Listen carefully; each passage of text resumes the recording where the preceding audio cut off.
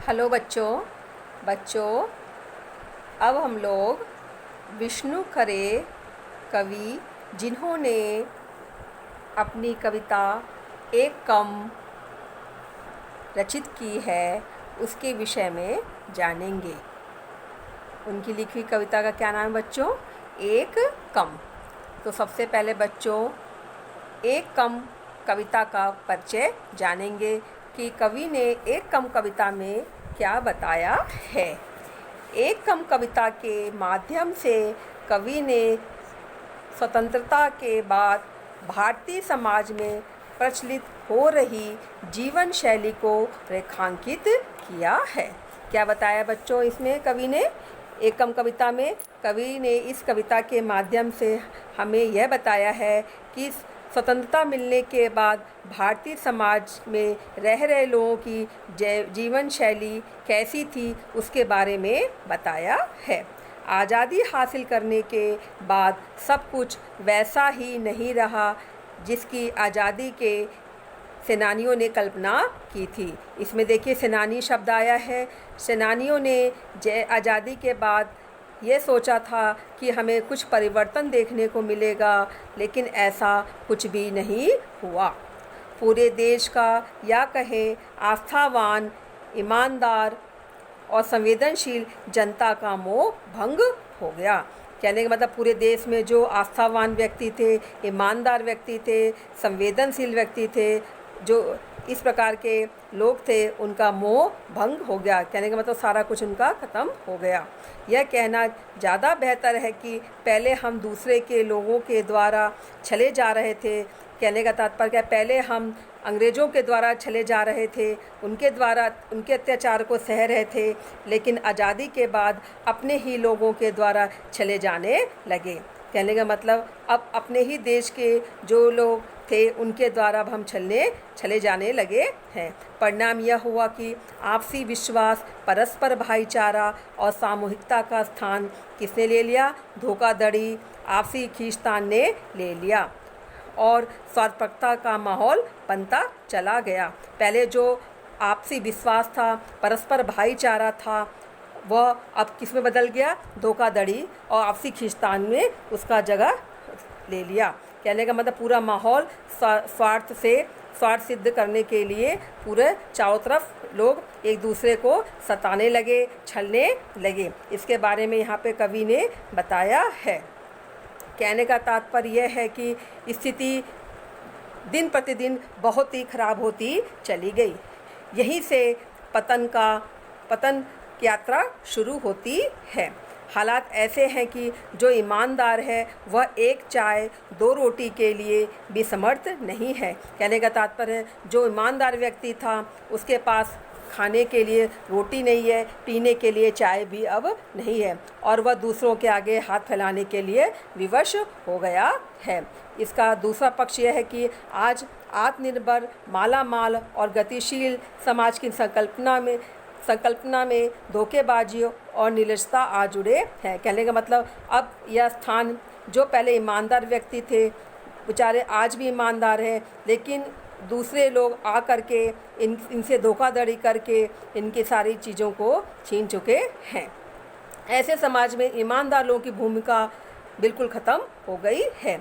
कवि इस माहौल में स्वयं को असमर्थ पाते हुए भी ईमानदारी के प्रति अपनी सहानुभूति स्पष्ट रूप से रखता है तथा कुछ न करने की स्थिति में होने के बावजूद स्वयं को ऐसे लोगों के जीवन संघर्ष में बाधक नहीं बनाना चाहता कि जो अपनी बची हुई ज़िंदगी को अपने थोड़े से समय जो बचा है उनके पास उसको जैसे तैसे व्यतीत कर रहे हैं, वह उनको भी नहीं बदलना चाहता है। वह कम से कम चाहता है, वह क्या चाहता है? इसलिए वह कम से कम एक व्यवधान तो कम ही कर सकता है जो कि वह करता है। यही कविता का संदेश है। कहने का तात्पर्य यह है बच्चों, कवि कह रहा है कि इतना सब कुछ होने के बाद कम से कम एक समस्या का समाधान हो जाए, तो जिससे कि लोगों को कुछ बची हुई ज़िंदगी जीने का अवसर मिल जाएगा। यही इस कविता का बच्चों मुख्य संदेश भी है, यही इसका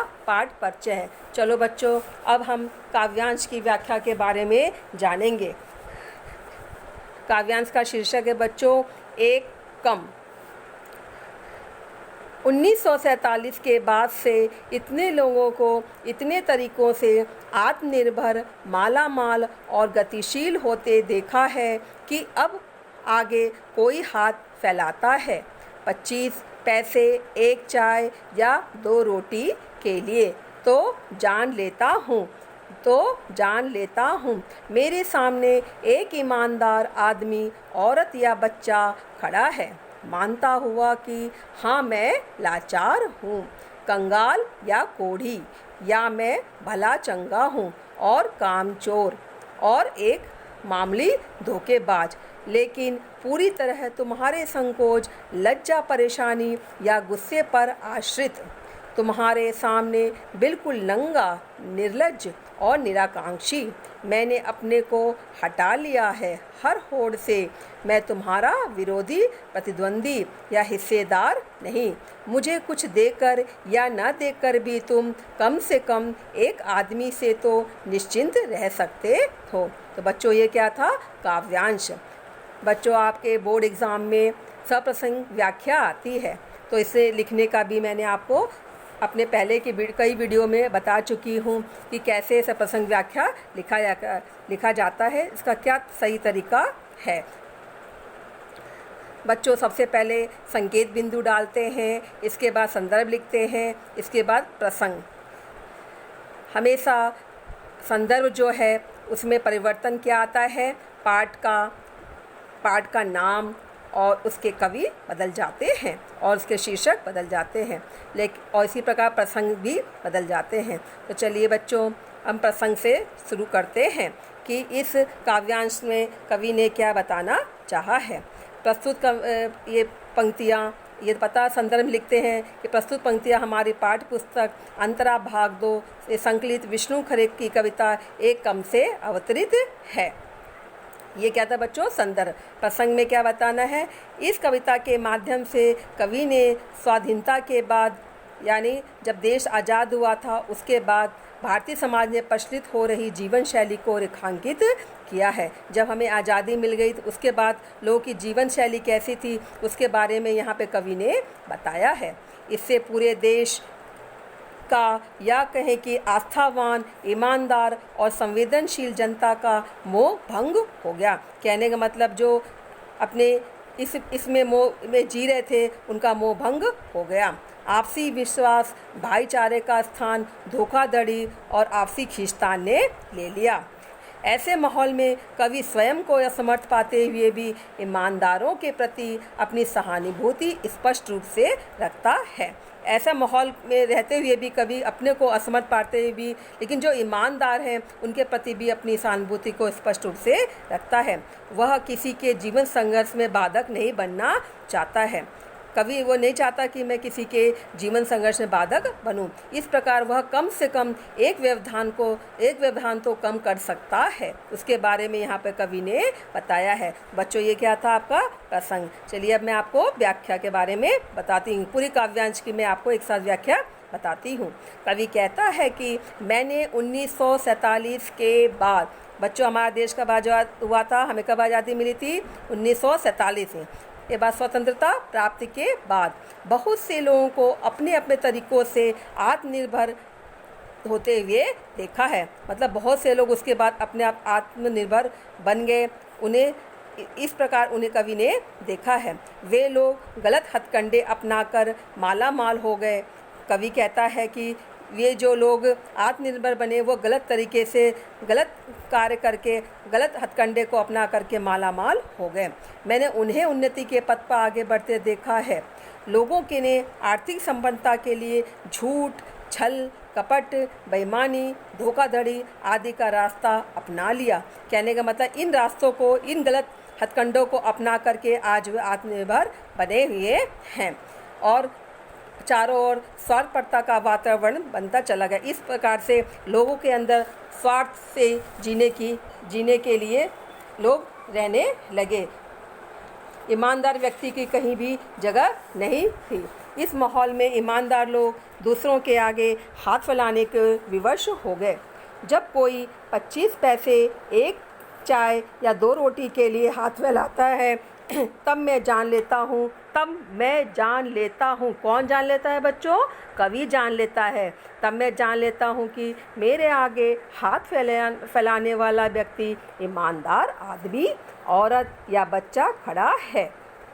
उसके हाथ फैलाने में यह स्वीकार करने का भाव है कि मैं विवश हूँ, लाचार हूँ, एक कंगाल या कोढ़ी हूँ। अथवा यह भाव होता है कि मैं अच्छा भला स्वस्थ हूँ, कामचोर या छोटा मोटा धोखेबाज हो सकता हूँ, लेकिन मैं गलत कार्य नहीं कर सकता। पर वह अपना असली रूप बिना किसी धोखे के प्रकट कर देता है। कवि कहता है कि उस याचक के मन में यह स्वीकृति का भाव भी होता है कि मैं पूर्ण रूप से तुम्हारी संकोचपूर्ण या लज्जा के साथ अपना जीवन व्यतीत कर सकता हूँ। मैं दूसरों पर क्रोधित नहीं हो सकता। मैं दान के सहारे से भी जीवन व्यतीत करने के लिए भी लाचार हूँ, चाहे मुझे कोई 2 पैसे ही क्यों न दे दे। मन में कैसी भावना हो, छोटी भावना भी बिल्कुल नहीं रखता हूँ। इस तरह हाथ फैलाते हुए वह यह भाव प्रकट कर देता है कि मैंने तुम्हारे सामने आत्मसम्मान को खो दिया है। कहने का मतलब जो ईमानदार लोग थे वह अपना आत्मसम्मान भी खो चुके हैं। मैंने लज्जा को भी त्याग दिया है और मैंने सारी आकांक्षाओं को भी छोड़ दिया है। इस प्रकार मैंने हर प्रतिस्पर्धा में स्वयं को हटा लिया है।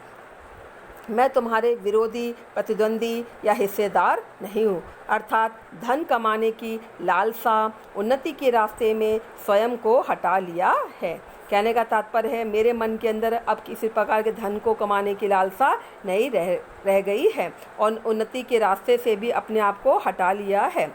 मैं तुम्हारी राह का बाधक नहीं हूँ। तुम चाहे कुछ दो या न दो, परंतु कम से कम आदमी से तो चिंता मुक्त रह सकते हो।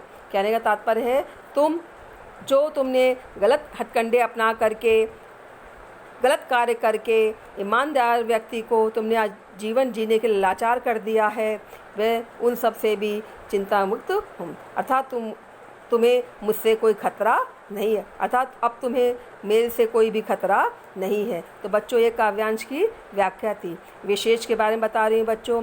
विशेष में कवि ने क्या बताया है, मुख्य रूप से आज़ादी के बाद की स्थिति का वर्णन यहाँ पर किया है। आज़ादी के बाद लोग सोच रहे थे कि अब हमारी जीवन शैली बदल जाएगी, लेकिन ऐसा कुछ भी नहीं हुआ, उनका मोह भंग हो गया।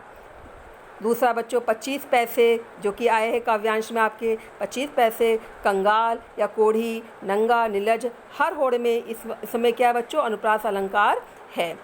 जो शब्द हैं बहुत ही साधारण शब्द हैं और सटीक शब्द हैं। इस प्रकार से बच्चों आपकी काव्यांश की सप्रसंग व्याख्या थी। उम्मीद है आप लोगों को समझ में आ गया होगा। धन्यवाद बच्चों।